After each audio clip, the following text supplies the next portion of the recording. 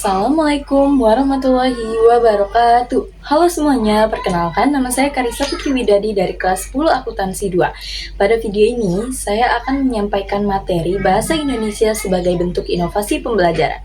Materi yang akan saya sampaikan adalah teks anekdot dan hikayat. Semoga videonya bisa membantu pemahaman kita tentang kedua materi tersebut.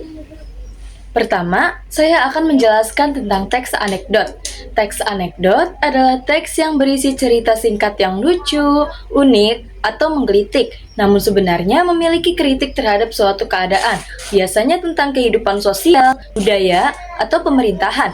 Walaupun terlihat lucu, anekdot itu dibuat bukan untuk sekedar menghibur, tapi juga memberikan pesan atau sindiran halus agar pembaca menyadari suatu masalah.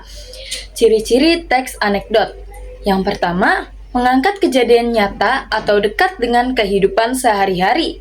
Yang kedua, memiliki unsur lucu, mengejutkan, atau tidak terduga. Yang ketiga, biasanya mengandung kritik atau pesan moral. Yang keempat, contoh tokohnya bisa manusia biasa, tokoh publik, atau karakter fiktif. Lalu, saya akan menjelaskan struktur teks anekdot.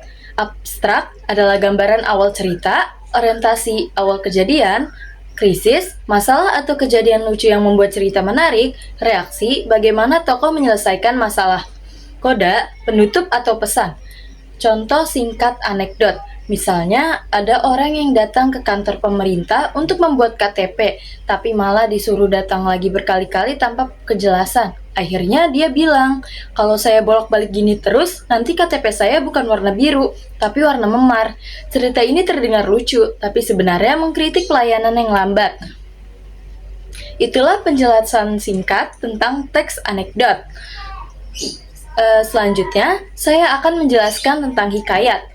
Hikayat adalah cerita prosa yang berkembang di masyarakat Melayu. Isi hikayat biasanya mengangkat kisah-kisah tentang keajaiban, kesaktian, kerajaan, petualangan, dan hal-hal yang bersifat fantastis atau luar biasa.